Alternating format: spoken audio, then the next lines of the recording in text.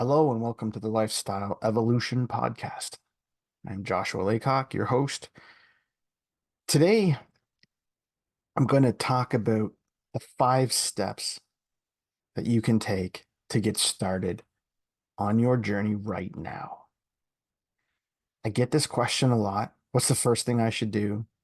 Where do I start? I'm so overwhelmed, I don't even know where to start. But on the flip side, I get the question all the time. I get messages saying, "Oh, I'd love to work with you, but I can't afford coaching." Or, "How do I start this if I can't afford therapy?" And I get it. Um, One-on-one coaching can be it can be expensive, and therapy can be expensive. And depending on your financial circumstances, it may be, at least in the short run, out of reach. Um, and let's set therapy aside. PSA, if you're struggling with depression, suicidal thoughts, crippling anxiety, the stuff that really gets in the way of you operating on a day-to-day basis. And I'm talking about like not thriving, but like doing anything. I feel for you, and I would encourage you to seek out um, free therapeutic resources if you can find them. There are low or no cost apps out there, and depending on where you live, there's probably public services. They're busy and there's a wait list, unfortunately. But if those are the kind of things that you're struggling with, I would encourage you to try to find access to therapy through means. And if you are in acute distress, right? If you are really dealing with deep suicidal thoughts, in Canada and the United States, 988 is a resource that you can call and you can get access immediately to trained, I think they're all therapists, um, to walk you through and help you through those crises, and they can get you access to resources. So that's not the situation we're talking about today. But maybe this is for someone who is struggling a little bit, is failing to thrive. Their life really isn't what they wanted it to be. And they just really want to start doing the work. And here's, maybe as a coach and a therapist, a bit of a counterintuitive statement here. I actually don't think that one-on-one coaching is what most people need in the beginning. It can be effective. And if you have the financial resources, sure, it works. But I don't actually think that it is necessary. And I actually think that there is a lot of work that you ought to be doing on your own before you're ready. I always talk about one-on-one coaching as like the rocket fuel, right? Right as you're ready to take off and you want to go to the next level. It's why my coaching practice is called Lifestyle Evolution. It's about being ready to evolve into that next phase. And what is implied is that there has been a lot of work done already to get you to a point where you are ready to thrive. So, look, if you're at the beginning of the journey and you got the money and you want to get a coach and you want to dive right in, go for it. But I don't want to presume to suggest that that is the ideal or only path. There's a lot that you can do, and I would say that you should do, and I very rarely use the word should, to start your journey. So today we're going to do the 5 things, 5 steps to getting started right now with a very intentional um, mindset towards low or no cost options. And these are in a specific order, and we'll talk about it. The first thing that I would suggest for everybody is to start moving your body.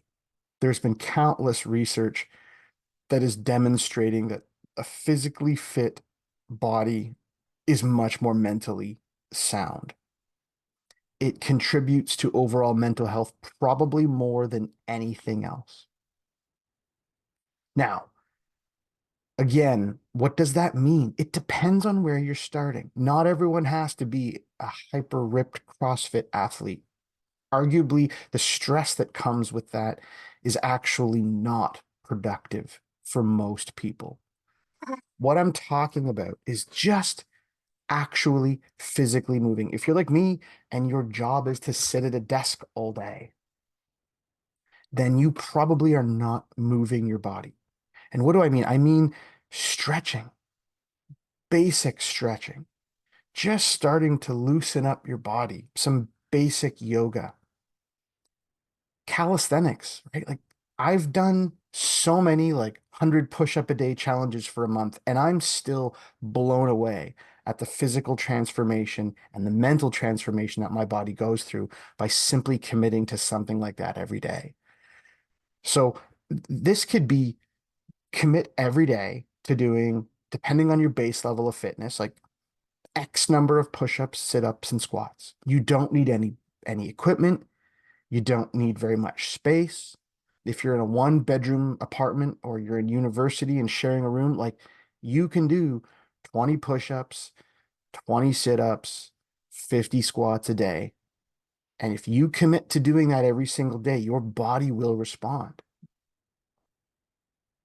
And again, depending on where you're at, maybe that's simply going for a walk. And although we're not talking about things like depression today, we often carry with us depression-like symptoms when we're going through a really tough time. So the idea of going from zero to banging out a bunch of push-ups and sit-ups and squats can be genuinely overwhelming. Not impossible, but I get it. It's overwhelming. I've had clients where I've said in the past, okay, your job today is simply to walk around the block. I don't care if it takes you 3 minutes because you live on a small block. I don't need you to break a sweat. All I want you to do is physically get outside and go for a walk around the block. And just do that. And for a lot of guys who think we ought to be CrossFit studs and crushing it in the short run, sometimes saying the best I can muster right now is a quick walk around the block. That can actually be a little disheartening in the short run, but this is one of those trust the process things. Yeah, you get the benefit of being outside and getting some air and all that sort of thing, but just the basics of moving your body. And again, I'll tell you, I had committed to doing 75 hard, which is Andy Frisella's incredible challenge. And you can go there; it's free, but you don't need to just yet. But what it is essentially is, it's been a while since I've done it. I'll probably get it a little bit wrong, but among other things, you have to commit to doing two. I think it's two 45-minute workouts a day. And I had committed to doing this, and I was doing it with a bunch of people in a group that I was with. And like a day before we were scheduled to start, I put my back out badly. So there was going to be no lifting weights. There was going to be nothing crazy. Even the idea of holding like a plank position to do a push-up was just sending my back into spasms. And I was going to quit. And I said, no, I'm gonna stick through this. And what I'm gonna do is I'm gonna walk briskly for two 45-minute walks a day. And I did that for 75 days because my back was just an absolute disaster. And in concert with all the other things that, we'll talk about, um, because 75 Hard actually it's a really good program because it touches on all the things that I think are essential to getting started. Ironically, my body transformed again, not as potent as when I was deep into CrossFit and things like that, but I was amazed at what simply walking that amount for 75 days did for my body. I, as someone who likes to go to the extreme, like let's throw a weighted vest, get me tractor tires, let's get sledgehammers, let's do kind of all the crazy stuff that ends up getting me hurt. It was walking consistently every day that made my body sing. And by the end of that time, my back had had a chance to recover and I was feeling strong. So please do not discount literally the value of just going for a walk. And look, if you have the means, yeah, sure, get into a gym or go down to the local, here we have like the treadmill factory or whatever, and just get some basic kettlebells. I think Amazon even has their own brand of kettlebells that are relatively cheap and just do some basic work. And of course, what would be a lifestyle evolution podcast without advocating jujitsu? If it's within your financial means, get into a jujitsu gym and start moving your body. But it can be a little expensive. So if we're mindful to budget, stay on point with moving your body. I belabored the point, but it is the single most important thing to get your mind and your body moving and primed to start taking care of itself. This meat sack that we're walking around in day all day with, this is what we've got. So there's a reason why the number one thing I want you to do is move your body. Something. I don't really care what. Number two, this is going to be a big eye roll for some of you. Stay with me. I want you to start integrating self-care into your day. What do I mean by that? That word is pretty loaded. It shouldn't be, but it is.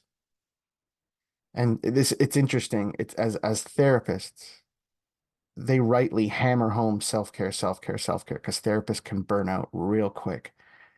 Yet we also struggle with self-care. Now, depending on where you're at, this is going to start with some of the basic life stuff, like brushing your teeth really well in the morning, showering, and showering with intention, not just standing there and letting the water come over you, but I'm talking like wash every square inch of your body. Do your laundry, fold your laundry, put it away, crisp, so that when you're ready to get dressed, it's there. Get a haircut. Get like some moisturizer and put it on your face. Like, okay, now people are like, what is this guy talking about? Well, one of the sort of depression-like symptoms or the types of things that happen when we are really feeling down and we're really feeling overwhelmed is we let this stuff slide. Especially if you're someone who like works from home, like I do. It's a nice routine to get into, but you will feel good if you stand in front of the mirror and brush your teeth with intention, not just to get it done, but like you were teaching a 3-year-old how to brush their teeth, right? Like spend so much time on one part of your mouth and change sides and go through it. And bear with me, but you can't feel bad about yourself when you do these things. But it's one of the first things we let slide when we're really feeling overwhelmed.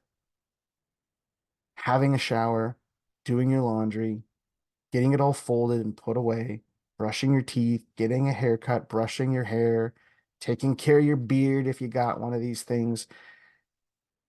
These are the basics.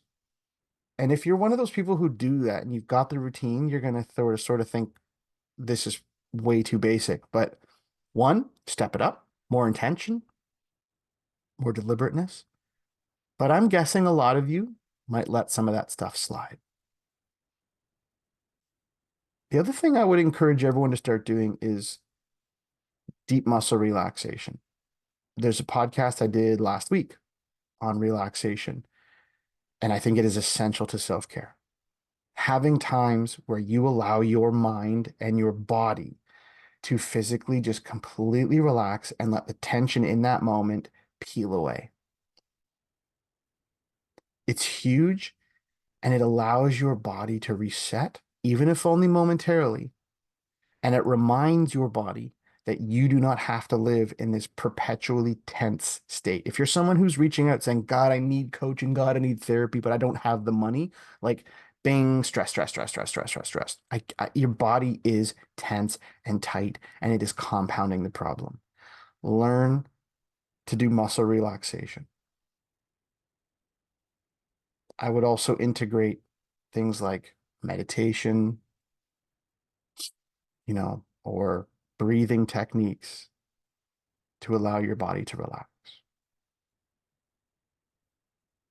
Read for pleasure. I know so many people who are like, if it's not personal development, nonfiction, I'm not reading it. It's an absolute waste of time. I had this conversation not that long ago. The other day, I was like, no, it's a waste of time. It's a waste of time. I said, is sex if you don't want to make a baby a waste of time? Well, no, that's different. Is it? Things are allowed to be pleasurable. Things are allowed to just make you laugh or spark a sense of wonder, or just feel good. Read for pleasure. Pick up a sci-fi novel or a romance novel if that's your thing. I don't care. I have a huge library here. This is only like 1/100th of what I have. And yeah, 80–90% of them are nonfiction, personal development, psychology books. And I do enjoy those. But the other, what did I say? 80–90, the other 10–20% are good old-fashioned novels. Tom Clancy, Steve Barry, uh, anything that you really dig. Jack White, love Jack White. You have to be able to find some time in your world to just enjoy it again. And actively seek out nature. If you live rurally like me, it's a little easier. Got a nice backyard. Take your socks off now that the weather's getting warmer. If you're in the northern hemisphere, and get your feet into the grass. Sit under a tree, read a book under a tree. Go wander through a forest. If you're in the city, it's harder, but like put plants in and around your house. Find that little sliver of grass if it hasn't been destroyed by the people who all bring their dogs there to pee, and just soak in the little bit of nature that you can find. And if you're able, maybe go for a drive and find something. I saw a meme on Instagram this morning that actually said forest equals for rest. And I thought, oh, I love that. Probably has nothing to do with it, but I thought, well, how clever is that? Because we've got a little walk here it's just off the highway. Everyone takes their dogs there. It's this beautiful forested little area. And for whatever reason, my anxiety, my stress levels just come right down. Even when my kids are running around in chaos and my dog is chasing all the other dogs, it's still calming. Find a little sliver of nature and give it all of your attention. Don't have headphones in, you know, look at the tree, feel the trees, hear the sounds of nature. Allow it to wash over you. And I think that is an essential part of integrating self-care into your world. Once you've done that, let's move into something a little bit more intentional, a little bit more detailed. Number 3, set an intention for what you want to accomplish. Be as specific as you can. I would like to differentiate worrying versus planning. We are all worrying ninjas. We can sit around and we can worry all day long. And yes, worrying is like sitting on a rocking chair. It's something to do, but it doesn't really take you anywhere. Move with intention from worrying to planning. Know what you want to do, but I would encourage you maybe to not announce it to everybody. Resist the urge to go on socials and to blast it to all your friends that that's it. This is my year. This is my month. This is what I'm doing. Why is that? Because it's been shown, and I'm going to take their quote unquote word for it, because I've been here, that announcing it to the world kind of has a similar dopamine hit to actually doing it. So making the big grand announcement can actually make you feel good in the moment and can actually decrease your motivation to doing the things that you say you were going to do. So maybe share your intentions with a friend, a spouse, but keep it tight. Someone who's actually going to encourage you. Um, but at least start to have a plan and know what that looks like. And I would say start with small, specific goals. We need to stack up wins. Chances are good if we're struggling. We've let ourselves down in the past, probably fairly routinely. We've set goals. We've had New Year's resolutions. We've had weight loss goals. We've had, I'm going to go to the gym X number of times. And we've missed those goals. And not only do we then miss out on the benefits of what we intended to do, but we also start to lose trust in ourselves. And that's a very uncomfortable place to be. Because if there's one person in this world that we should be able to rely on, it's ourselves first and foremost. So set small little goals and work from there. That could be, every morning I'm going to have my routine. I'm going to wash my face thoroughly. I'm going to brush my teeth. I'm going to brush my hair. I'm going to brush out my beard. And I'm going to start my day fresh and clean with clean clothes on, ready to go. Or I am going to take a small walk over lunch every day, just around the block.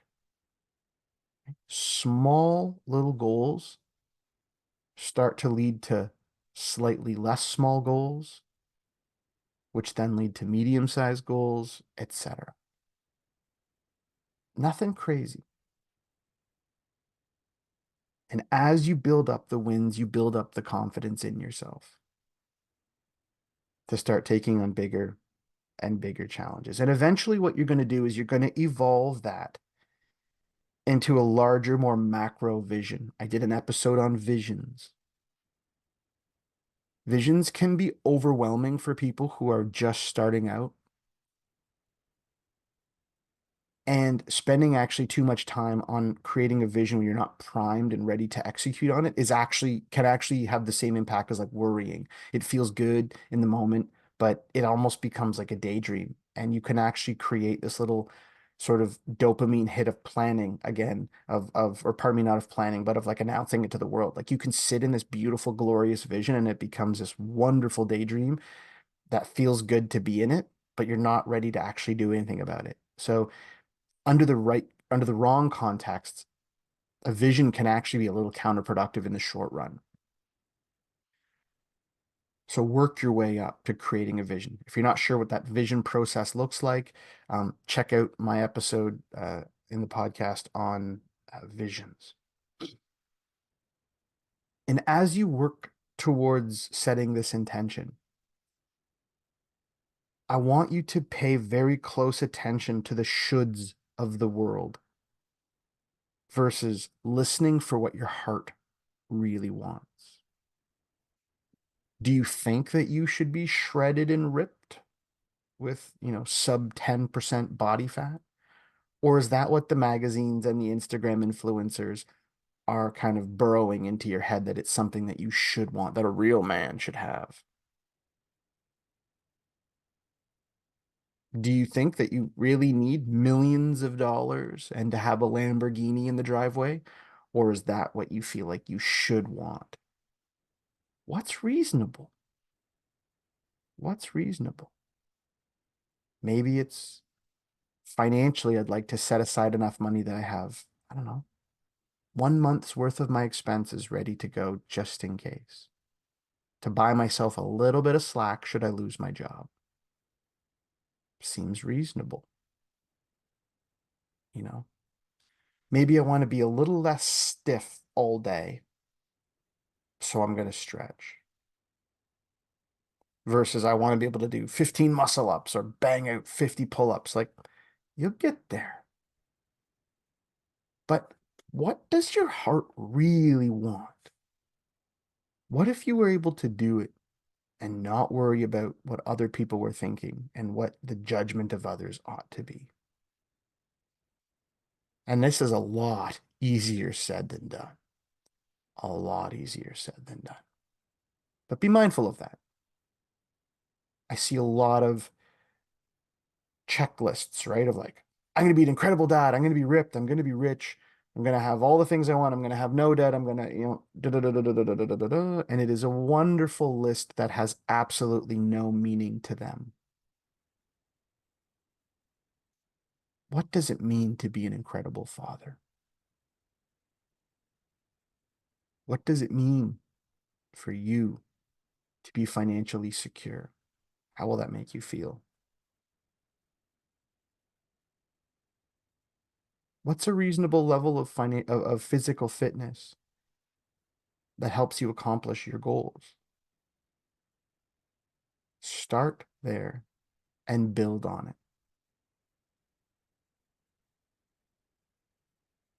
Number four, vital to life, learn how to connect.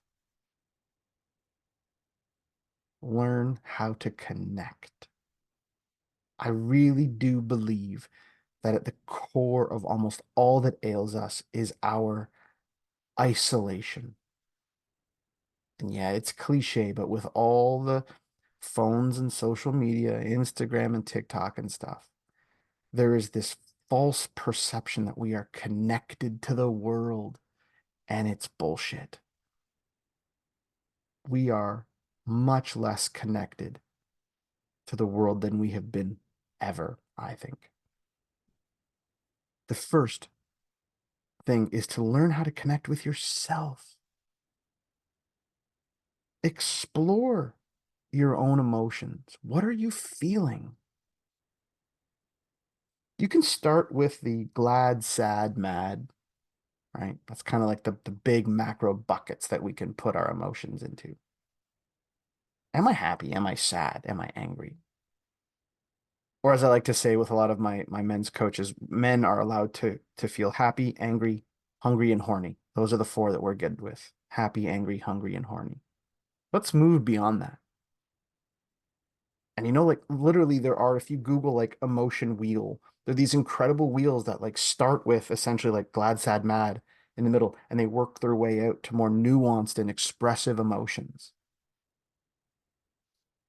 But even for some men, acknowledging that I have emotion and that there is the capacity to put words and thoughts to these emotions, and that these emotions are coming from somewhere. Just having the audacity to pay attention to them and give them the time of day is potent. And you can start to learn to be more connected with your emotions.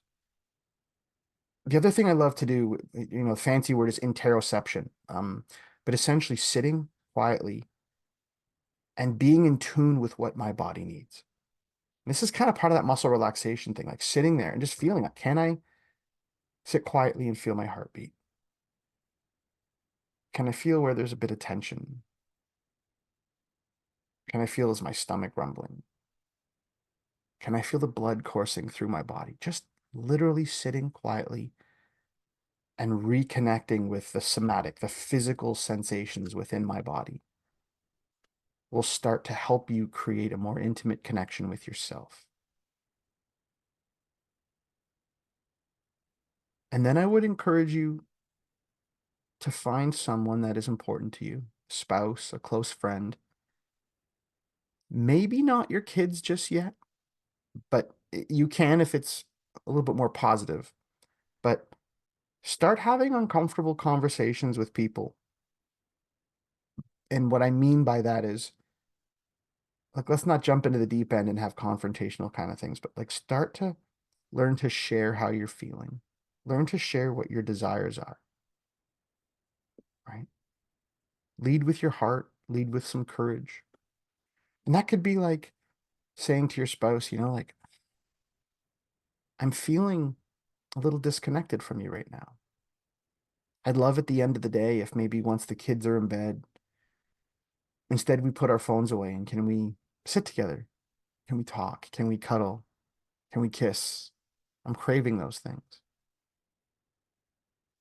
I can't begin to tell you how many of my clients who might be going through some challenges in their life, and I've said, have you shared this with your friends?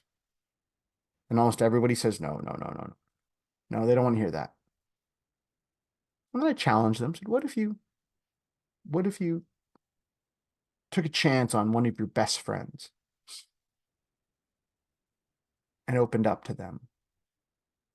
And more than most, or sorry, more than half come back and say, I did that. I talked to my friend about my fears about my marriage or my fears about my business, and it went really well. And I feel like I'm a lot closer to my friend now because of it. And that's amazing. You know, just the other, and this is hard. Just the other day, I was texting with a friend of mine um, in the States who's actually on a very similar path to me. And we were chatting and we were kind of hyping each other up and checking in and seeing how our progress was going in our business ventures. And I felt to myself like, this is not genuine. So I shared with him, I said, I'll be honest with you. There's part of this particular journey that's made me feel really sad, and I don't know why. I feel like I ought to be really excited, but I think part of me needs to almost mourn this closing chapter of my life as I move on to the next. But it's surprising because I was really hoping it was going to be all excitement and positive energy. Yet I'm feeling a little sad. There's something that's weighing on me. And I don't believe that it's a bad path. I don't think I'm on the wrong path, but this emotion has kind of surprised me. And I waited, for the inevitable text. And it was like the three dots was like da da da da da da da da. And I was like, oh God, and then it would stop and then it would start. And I was like, uh-oh. And he wrote back and he's like, holy shit, me too. And I'm so glad you said that because I'm feeling it too. What's that about? And we had a really powerful conversation about how scary sometimes these big level ups can feel. But I felt so connected with this friend of mine now that we both had the courage to be like, it's kind of scary, isn't it? You know? And I felt powerful through that conversation, not weak. So learn to put yourself out there a little bit and allow yourself to connect. I even had a client once who said I couldn't do that with my friend or my spouse, so I started with my dog because I knew he wasn't going to say anything. So we'd go for a walk and I'd tell him all my problems and I'd tell him all the things I was afraid of. And you know what? The dog didn't just roll over and die. The dog didn't look at me and be like, dude, you're losing your mind. He just listened. And for him, that was the gateway for then being able to have those conversations with people in his life who may actually talk back to him. And as much as that kind of sounds funny, in therapy and in coaching, we role play all the time. You want to have a tough conversation with your spouse? Okay, let's role play that. You want to talk to your boss about a promotion? No problem. Let's role play that. Even in Gestalt therapy, they have talked about, they do, it's quite popular, is this sort of empty chair or two-chair therapeutic technique where you physically talk to an empty chair and then you jump in the chair and kind of talk back. And it's a powerful technique. I did it once at a men's retreat. It was a very heavy, challenging conversation, but I had Dewey Freeman, this sort of Gestalt ninja, did an open chair technique with me as the client in front of 20, 30 other guys. It was scary, but it was a powerful thing. So we use this therapeutically all the time. So as much as it might seem silly, if you got a goldfish, talk to Sparky the goldfish and learn how to share what you're thinking. Um, it works. And I was grateful for my client at the time who admitted that he walked around the block and talked to his dog. Number five is recognizing that throwing money at problems is rarely the solution. There are going to be times growing a business, having to knuckle down and do some real therapy to tuck into my trauma or my wounds. Yeah, you're going to need some money. And yes, it's cliche to say it's an investment, but it is. But I think we run too fast to problem money. And in many ways, it makes sense. As men, we're programmed that the more money we have, the more valuable we are, right? Our sense of worth is tied up in our capacity to earn, and that we're judged all day long whether it's by the kind of truck we have, the clothes we wear, the house we have, what our kids are wearing to school, the vacations we're taking. Like, really, all that boils down to how much money you got, bro. You making bank, right? So it makes sense that if we have a problem, we default to how do I throw money at it? I was the master of buying fitness gear.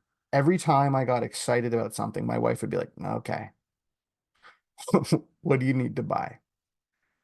And although I still from time to time succumb to the need for gear, because gear's cool, I'm getting a lot better at realizing what's the actual root thing here? What's the root problem? What is my root objective? And do I really need to throw money at it?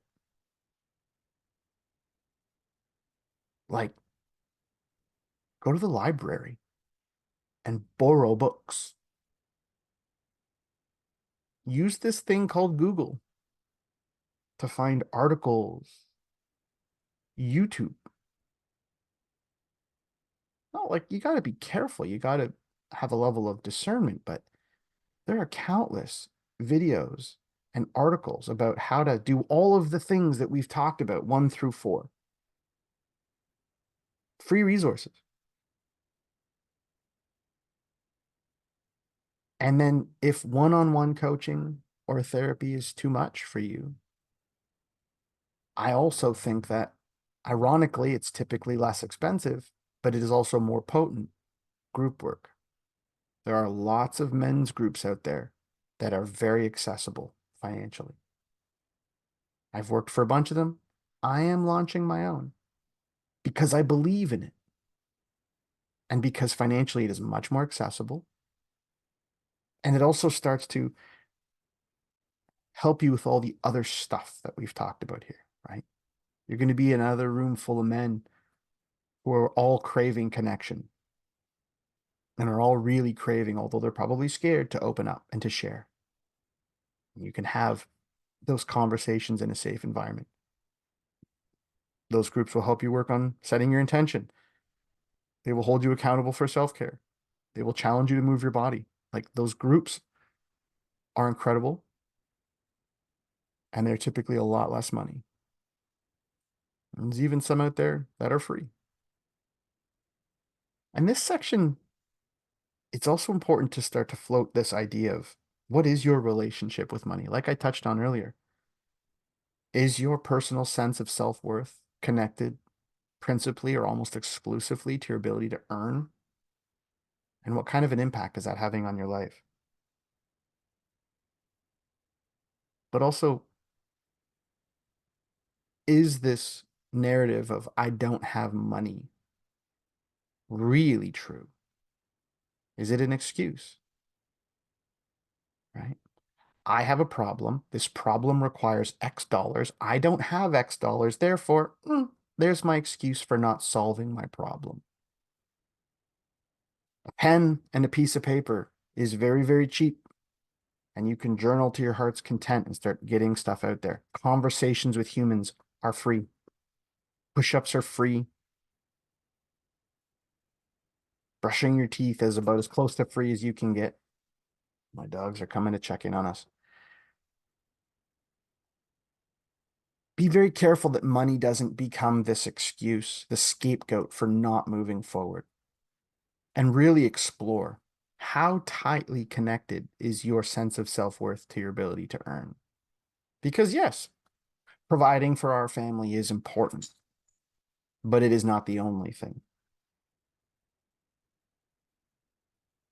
Check also your past. Have you paid for something in the past and not use it? Is your house full of unused fitness equipment, unread books that you bought?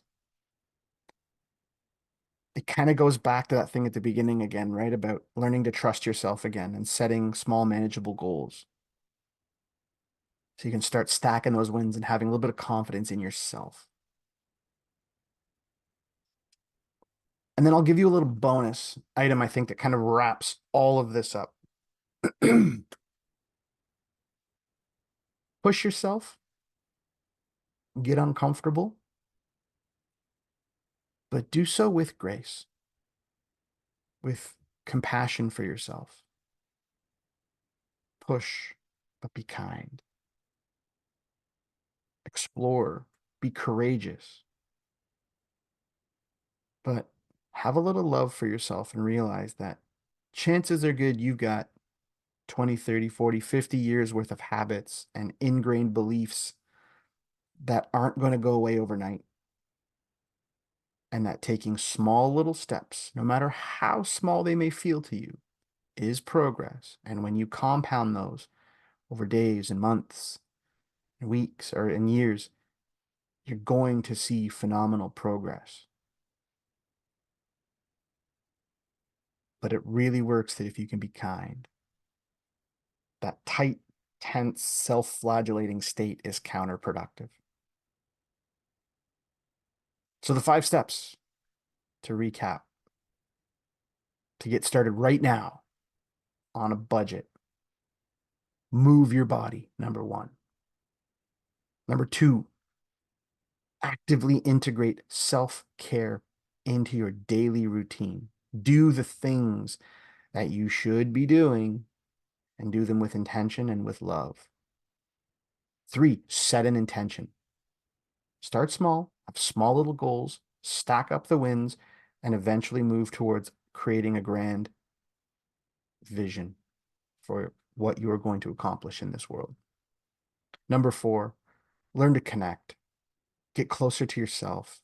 Hear your heart, hear your emotions. Connect with your friends, your spouse. Have courage. And if you need to, talk to your dog or goldfish to get started. And then 5, recognize that throwing money at the problem is not often the solution. It's rarely the solution. And in fact, can be a little bit of a self-sabotage type of approach. It gives you an out. It gives you an excuse, a reason why I'm not meant to get better. And then wrap it all up with a little bit of drive, a little bit of ambition, and a whole lot of love and self-grace. I hope this helps. Yes, come and check out my online group, the Lifestyle Evolution Project. It's launching May 1, 2024. We're starting to sign people up already. We're going to work on all this stuff. This is principally the framework for what we're going to be doing. But if not mine, look, there's lots of good ones out there. And there are some free ones out there too. They're also can be good. Just find a group, get connected, stand shoulder to shoulder with some guys doing the same work as you, and you will start to see incredible movement in your world. I hope this helped. Have an absolutely fantastic day.